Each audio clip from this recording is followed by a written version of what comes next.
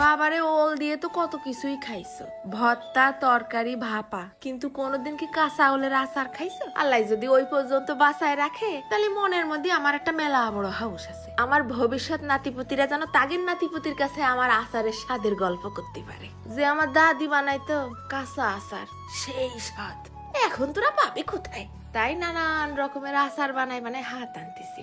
ওল নিচে এই জায়গায় হাফ কেজি পরিমাণ পরিষ্কার করে ছুলে নিতে হবে, ধোয়া যাবে না, দরকার পড়লে মুছেও নিতে পারো। এরপর হাতে একটা থালা থুকু পলিথিন বাঁধে সুন্দর করে কুড়াই নেব।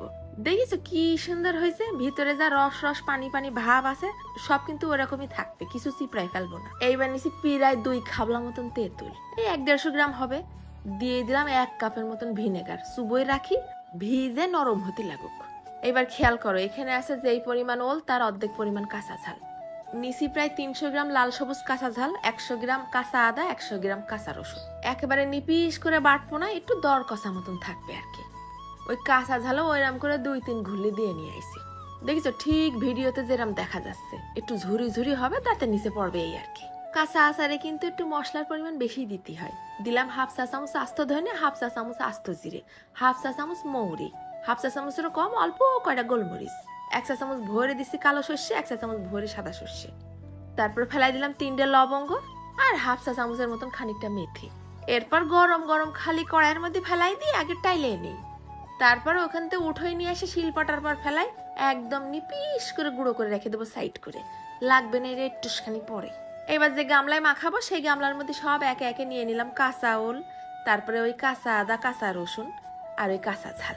দিয়ে দিলাম চামচ ভরে 1 টেবিল চামচ হলদির গুঁড়ো, 1 টেবিল চামচ নুন। ওই যে তেঁতুলটা চুবই রাখিলাম না, সব শুদ্ধ একসাথে ঢেলে দিচ্ছি। ফার্স্টে কিন্তু তেঁতুলের সাথে ওলটা আগে ভালো করে মাখাই নেব।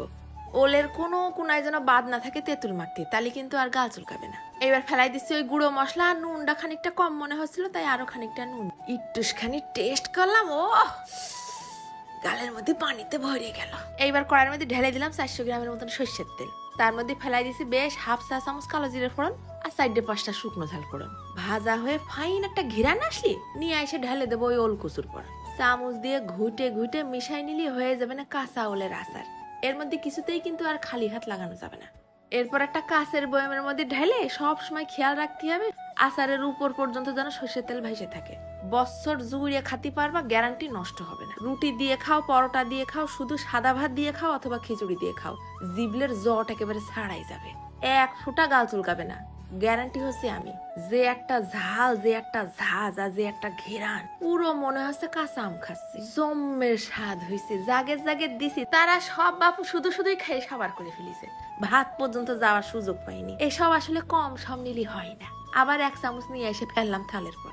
যারা ঝাল খাতি মেলা পছন্দ করে তারা যদি এইরকম করে একবার বানায় খায়, আমারে এসে ধন্যবাদ দেবে না দাঁত কেলাতি কেলাতি। কাঁচা আদা ঝাঁজ আর তেঁতুলের টক, আর কথা করতে পারতেছি না, চলে গেলাম, ধন্যবাদ।